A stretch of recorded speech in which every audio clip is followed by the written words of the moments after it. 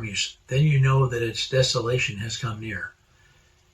Luke is a little different from Matthew and Mark, interpreting it as the Roman armies desecrating Jerusalem. And that's exactly what happened in 70 AD. But let's go back in history and see 3 times when parts of Daniel's prophecy have been fulfilled.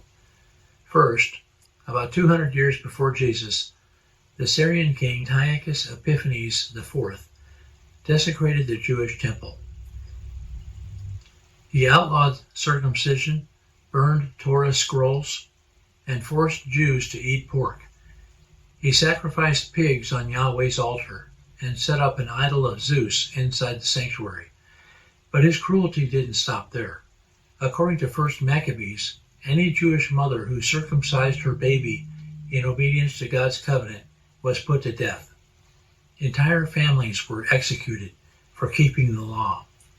And in one of the most horrifying acts recorded, Antiochus's soldiers hung the dead infants around the necks of their mothers as they paraded them publicly, to terrify the rest of the nation into abandoning God's covenant. Daniel's prophecies in chapters 8 and 11 fit Antiochus with remarkable precision. He was the king of the north, rising from the Seleucid Empire. He faced the ships of Kittim when Rome forced him to abandon his Egyptian campaign. He stopped the regular burnt offerings and desecrated the temple. He set up Zeus's idol and sacrificed pigs on the temple grounds, an abomination that left the temple desolate. He outlawed obedience to God. But as Daniel foretold in chapter 11, verse 32, the people who know their God shall stand firm and take action. The Jewish Maccabees led a rebellion against Antiochus, defeated his armies, and rededicated the temple. For the Jews of Jesus' day, Antiochus was the epitome of what Daniel meant by the term abomination of desolation. And it's important to know how Antiochus already fulfilled these specific details from Daniel's prophecies, because the final Antichrist doesn't need to repeat them all. Instead, Antiochus gives us the pattern, the prototype for the Antichrist, an arrogant ruler who defiles God's dwelling, abolishes true worship, and wages war against his people. In other words, Antiochus was the precursor. The Antichrist will be the greater reality. The second fulfillment is Titus.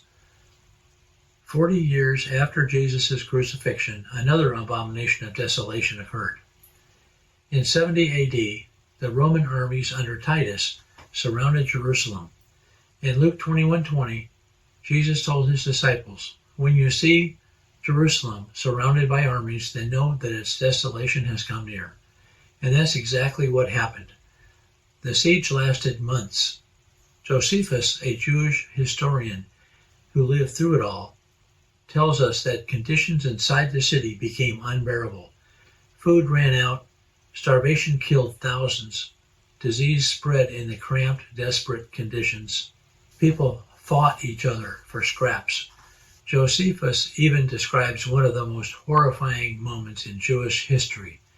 Some mothers, driven mad by hunger, killed and ate their own children.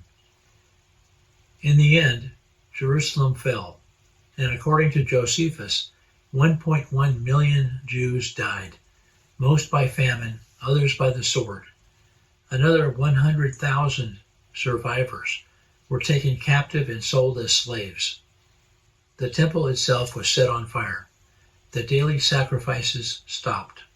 And when the Romans entered, they set up their military standards, golden eagle idols representing the empire's gods, on the temple grounds.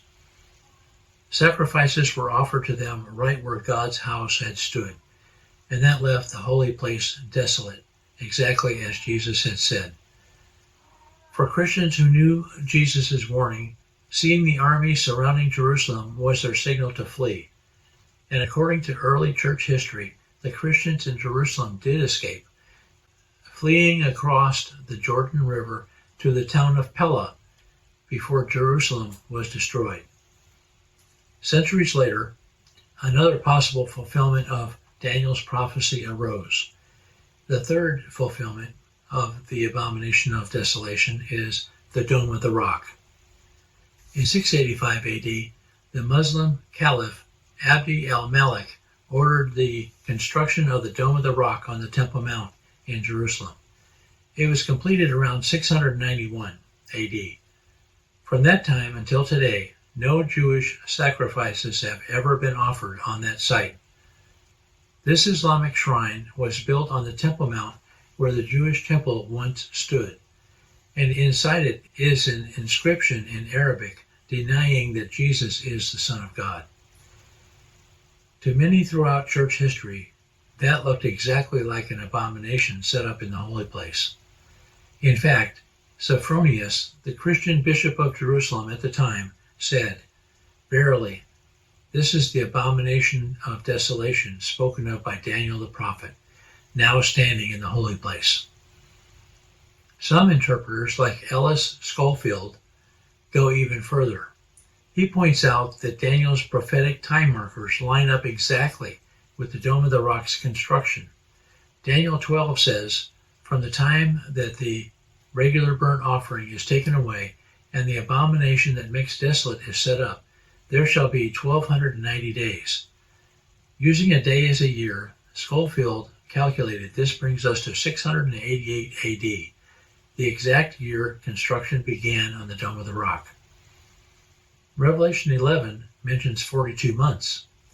Schofield applies the day-year principle and gets 1,278 years, which brings us from 688 to 1967, when Jerusalem was recaptured by the Jewish people in the Six-Day War. Daniel 7 speaks of a season and a time, which Schofield says equals 1,250 years.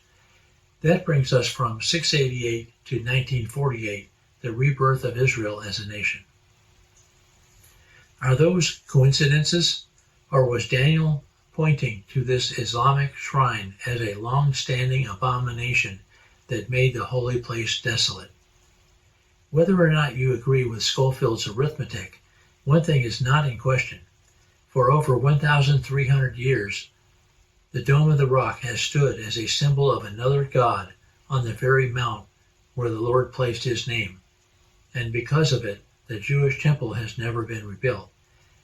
The New Testament tells us a final abomination will come through the one known as the Antichrist, the man of lawlessness. 2 Thessalonians 2 says, "That day will not come unless the apostasy comes first, and the man of lawlessness is revealed, the son of destruction, who opposes and exalts himself against every so-called God or object of worship, so that he takes his seat in the temple of God, proclaiming himself to be God." Notice, Paul doesn't say a stone temple must be rebuilt. Today, the body of Christ is the temple of God.